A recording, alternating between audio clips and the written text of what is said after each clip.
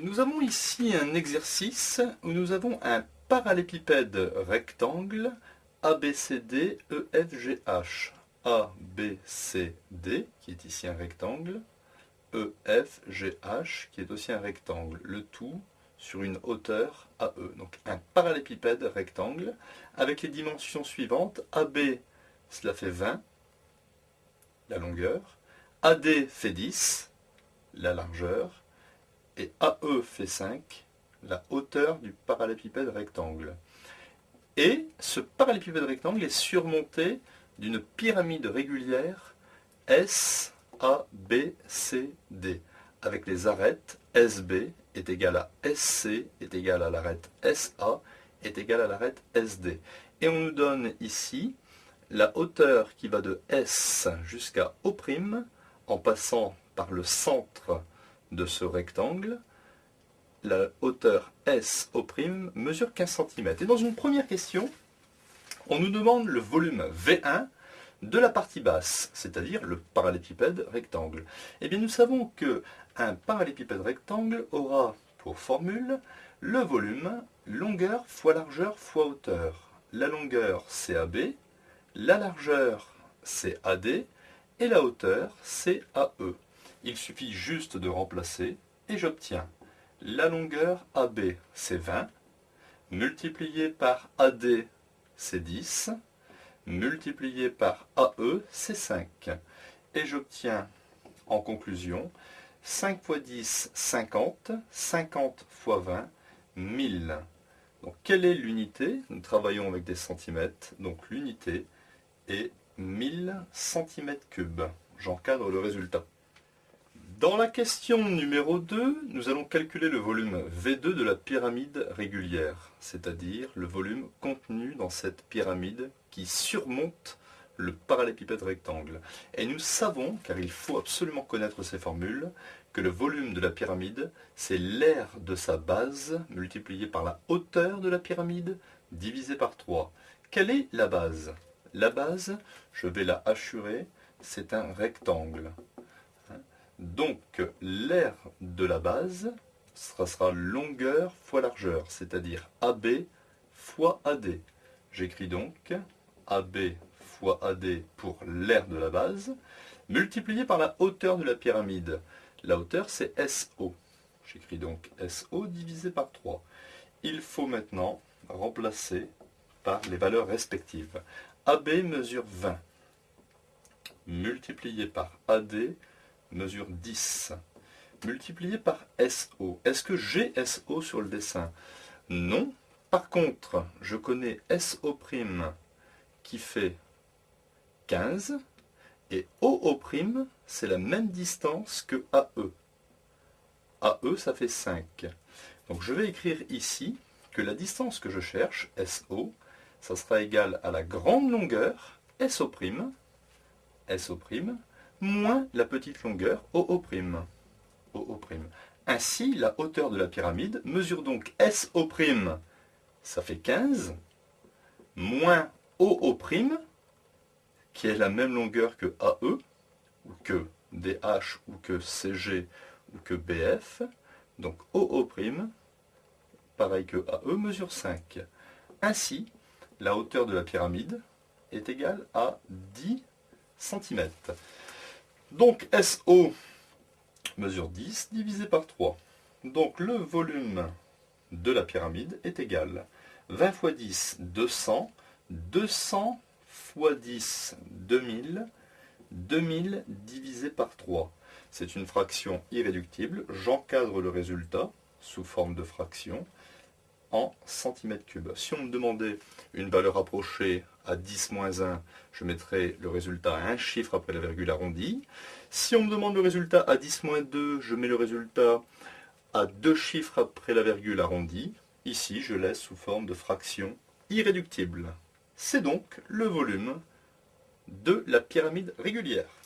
Troisième question, on me demande le volume total de la figure. Eh bien, le volume contenu à l'intérieur de cette figure est simplement la somme du volume de la partie basse, c'est-à-dire le volume du parallépipède rectangle, plus le volume de la pyramide. Donc le volume du parallépipède c'était 1000 et de la pyramide 2000 sur 3. Je vais essayer de mettre le résultat sous forme de fraction irréductible, puisqu'ici c'est sur 1 et qu'ici j'ai un 3, je vais donc faire ici fois 3 fois 3. Pour obtenir le volume total est égal 3 fois 1000, 3000 divisé par 3, plus 2000 divisé par 3. Ainsi, le volume total de la pyramide, 3000 plus 2000, 5000 divisé par 3. J'encadre le résultat mis sous forme de fraction irréductible en centimètres cubes. Donc il est parfois utile de décomposer des figures assez compliquées en volumes élémentaires, soit des pyramides, soit des cônes, soit des cubes, soit des parallépipèdes. Nous avons ici un cube A, B, C, D, E, F, G, H, représenté en rouge. Un cube de côté 3 cm. Nous avons ici un point M qui appartient au segment AD, tel que la distance MD égale X. Donc en fait, le point M peut bouger entre A et D. Vous voyez, si le point M est plus proche de A, la longueur X augmente. Et si le point M est plus proche de D, la longueur X diminue. Donc, nous avons représenté ici une figure M, D, C, R, G, H. Il faut se la représenter à l'intérieur du cube. Et on se propose de calculer le volume de cette figure. Et bien pour calculer le volume de cette figure, il faut d'abord considérer que le volume sera l'aire du triangle MCD, l'aire de cette face-ci, multiplié par la profondeur DH. Multiplié par la profondeur DH.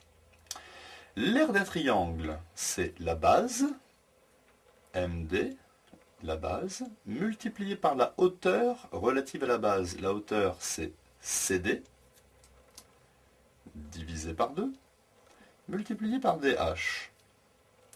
Ainsi, j'obtiens MD, c'est X, multiplié par la longueur CD, ça mesure 3, puisqu'on a un cube de côté 3 cm, divisé par 2, multiplié par la longueur DH.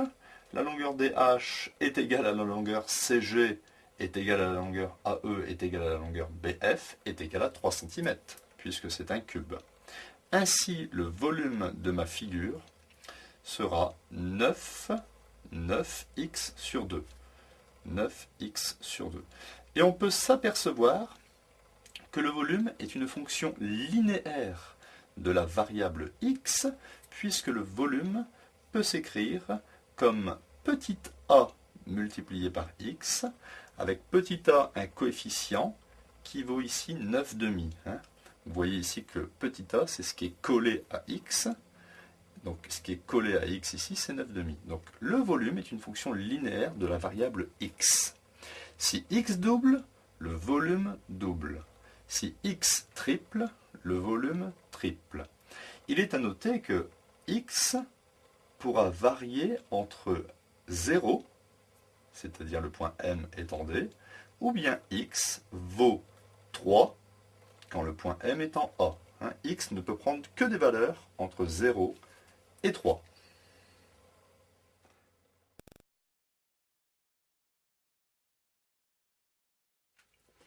Nous travaillons ici désormais dans un cube A, B, C, D, E, F, G, H, un cube de côté 3 cm, c'est-à-dire que tous les côtés du cube mesurent 3 cm. J'ai représenté aussi une pyramide de sommet B, B, I, F, J, de base triangulaire, parce qu'ici IFJ est un triangle rectangle en F, car la droite EF et FG sont perpendiculaires, donc le triangle IFJ est un triangle qui est forcément rectangle en F. Donc je répète, la petite pyramide est de base IFJ et de hauteur FB. Et on nous donne I milieu de EF et J milieu de FG. Il faut trouver la longueur IF. Eh bien, IF, ce n'est pas compliqué. IF, c'est la moitié de EF. EF divisé par 2 est égal à 3 divisé par 2. Je ne mets pas 1,5, je garde la fraction irréductible. La longueur FJ, c'est pareil, c'est égal à FG divisé par 2, c'est-à-dire 3 divisé par 2. La longueur BF, eh bien la longueur BF, c'est la hauteur, et ici représentée de la pyramide, mais c'est aussi un côté du cube, donc 3 cm. Calculons désormais le volume de la pyramide BIFJ de base triangulaire IFJ. Et je sais que la formule du volume d'une pyramide, c'est l'aire de la base multiplié par la hauteur de la pyramide divisé par 3. Or, l'aire de la base, c'est l'aire d'un triangle rectangle, c'est-à-dire la base du triangle IF multiplié par la hauteur du triangle FJ divisé par 2. Ainsi, je vais remplacer la longueur IF. La longueur IF, c'est 3 demi. Multiplié par la longueur FJ, c'est 3 demi. Nous l'avons calculé tout à l'heure. Divisé par 2, multiplié par la longueur BF, qui est le côté du cube, c'est 3 cm, le tout divisé par 3. Vous voyez, je peux ici supprimer les 3, car le trait de fraction est bien en face du égal. J'obtiens donc que le volume est égal 3 demi fois 3 demi, 3 fois 3, 9, 2 fois 2, 4. Donc on obtient 9 quarts divisé par 2. Mais 2, c'est 2 sur 1. Donc, je recopie la première fraction, 9 quarts, multiplié par l'inverse de la fraction du dessous, c'est-à-dire 1 demi. Et j'obtiens 9 fois 1, 9, 4 fois 2, 8. Ainsi, le volume de la pyramide BIFJ sera égal à 9 huitièmes de centimètre cube en valeur exacte si les longueurs avaient été exprimées en centimètres cubes. Donc il était important ici de repérer que la hauteur de la pyramide ne tombe pas en plein milieu du triangle IFJ, mais la hauteur de cette pyramide tombe ici au point F. D'ailleurs, la hauteur c'est BF, et cette hauteur BF est perpendiculaire au côté IF et au côté FJ.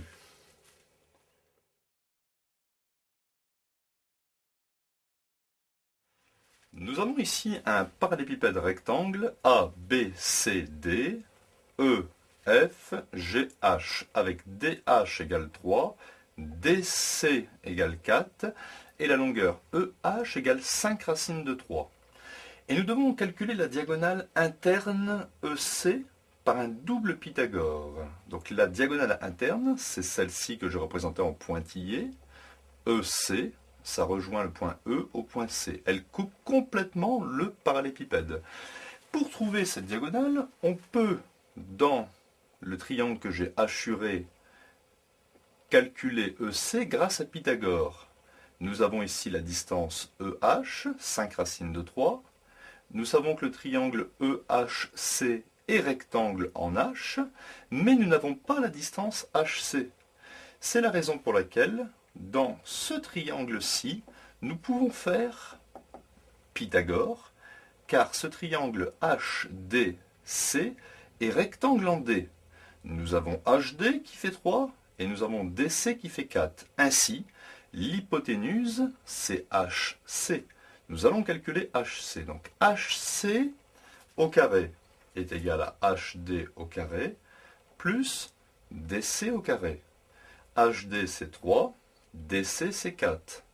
Donc HC carré, 3 au carré, 3 fois 3, 9, 4 fois 4, 16, 9 plus 16, 25.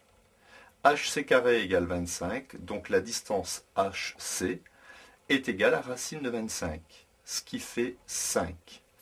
Je place ici 5 sur le schéma. Il faut toujours placer les distances sur le schéma.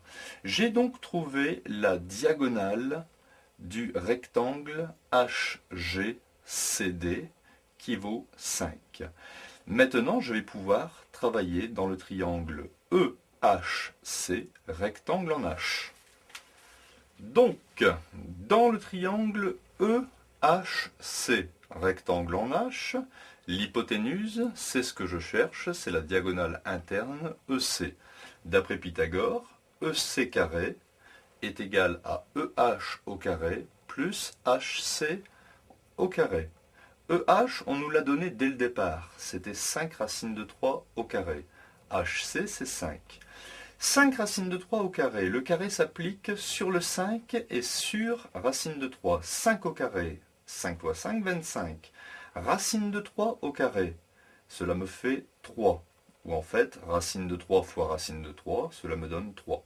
5 au carré, cela me donne 25. Ainsi, EC carré est égal à 25 fois 3, 75, plus 25. EC carré est égal à 100. Donc, la diagonale interne s'avère être racine de 100 qui mesure 10.